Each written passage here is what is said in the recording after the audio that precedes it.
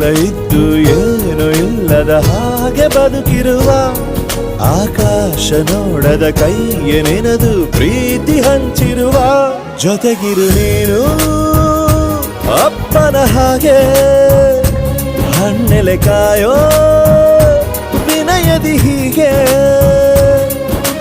ನಿನ್ನನು ಪಡೆದ ನಾವು ಪುನೀತ ಬಾಳು ನಗು ನಗುತ್ತಾ ಬೊಂಬೆ ಹೇಳುತ್ತೈತೆ ಮತ್ತೆ ಹೇಳುತ್ತೈತೆ ನೀನೇ ರಾಜಕುಮಾರ.